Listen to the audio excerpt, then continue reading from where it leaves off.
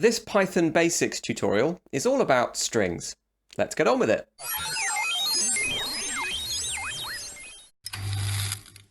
So what exactly is a string? Well, a string is a type of data that can contain letters, numbers, and symbols. So let's create a variable called name and store the name David. Note how I've put a quote at the start and the end of David. That's very important. Strings always have these quotes around them. Let's create another variable called postcode. And this time, I'm going to store some letters and numbers. All of those are perfectly valid in a string. Let's make another one called password. And this time, I'm going to store some numbers, special symbol, capital letters, lowercase letters. Those are all perfectly valid within a string. And of course, we could just create a sentence.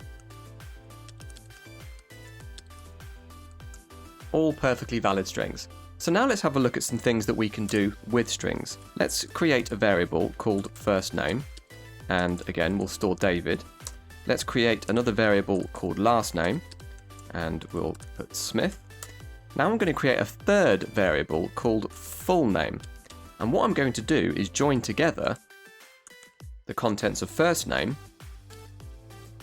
Let's have a space character. Notice how that gets its own little quotes. And then add on the last name. If I now go ahead and print full name so that we have some output from the program, you'll see that it joins together the first name, then it's a space, and then the last name. This process of joining strings together using the add symbol is what's known as concatenation.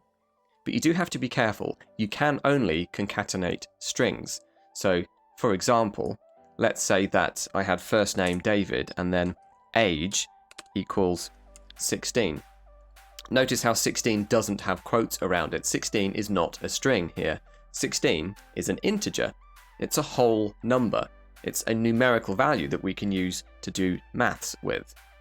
Now, if I was to try and create a sentence here by joining these together, so let's say first name, which is David, plus space is space plus age plus space years old.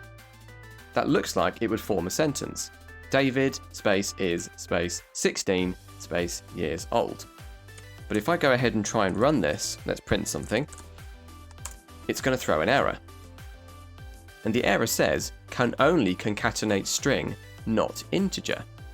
It doesn't like the fact that we're trying to join a string to an integer. If you're going to concatenate using these plus symbols, you can only do it with strings. So one way around this would be to convert the age variable to a string, and we can do that by putting it inside the string function, like that. So now that means string, add integer converted to string, add a string. And now if I run it, it's perfectly happy. So this is technically the same as if I'd done this and actually just stored 16 as a string in the first place. Now there is another way to join strings together using the format method, so let's have a look at how that works. Let's put this back to an integer. What I'm going to do is create a string using quotes, and I'm going to use braces on the keyboard. That's the key next to P. You need to hold the shift key down to kind of create blank gaps in my string. So it looks like this. Blank is blank years old. And then after the string, directly after that closing quote, I'm going to put dot format bracket bracket. And then what I need to do inside these brackets is simply put in the variables that I want to replace those blanks with.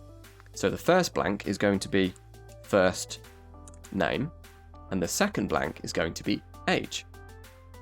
And the great thing is that we don't have to worry about converting the age integer into a string. The dot format method is going to do that for us. And there we go. So let's have a look at some other things that we can do with strings. If you want to know how long a string is, so how many characters are in it, we can use the len function. Anything you put inside len will get measured. So len first name means count how many characters there are in first name. let's go ahead and do something with that value. So let's store it in a variable called length. And then we'll go ahead and print length.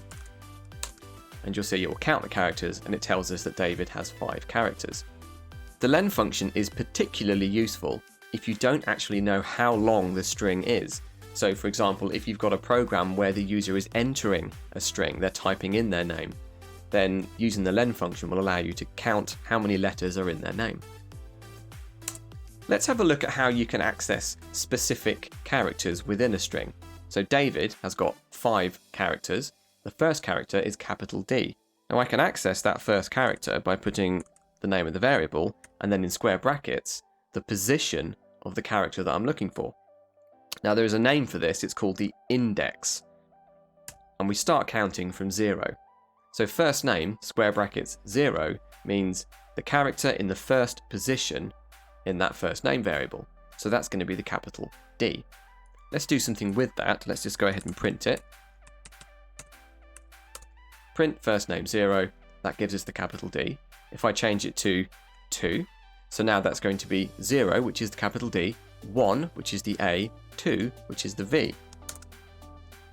And if you're looking for the last character, well, I could type in 4, 0, 1, 2, 3, 4. That would get me the lowercase d on the end. Or, neat little trick here, if you use a negative value, -1, that actually means count backwards from the end of the string. And just like when we used the len function, using -1, very, very useful if you don't know how long the string is, but you want to be able to access the last character. Just use -1. Another useful thing that you can do with strings is to change between uppercase and lowercase. So let's say that I want that string computer to all be capitalized. What I can do is put the name of the variable, dot upper. I need to do something with that, so let's go ahead and print text.upper, and you'll see it prints computer in uppercase. And if it was the other way around and it was stored in uppercase, of course I could use dot lower. Something else that you can do with strings that is very useful is looping through the characters. This is something called string traversal. So let's say that I have a string computer stored in text. I could then use a for loop like this and say for, let's call it letter, in text, print letter. That will loop through each letter within that string and print them individually on separate lines. So computer gets printed vertically like that. Let's look at a practical example of how that could be useful. Let's say that you want to count how many vowels are in the word computer. Let's make a variable to store the number of vowels. And now we're going to say for letter in text, for every letter in that string, if the letter is in A, E, I, O, U, in other words, it's a vowel, what we're going to do is add 1 to the vowels variable. And then once the loop is finished, it's gone through all the characters in the string. Let's go ahead and print vowels. And you'll see it tells us 3. Or we could do that as a sentence. And we could say blank has blank vowels. After the quote, dot format, 2 brackets, inside the format, I'm going to put the 2 values that I want to replace the blanks with. So that's going to be text followed by vowels. Run it now. Computer has 3 vowels. Hopefully now you understand a little bit more about how strings work in Python.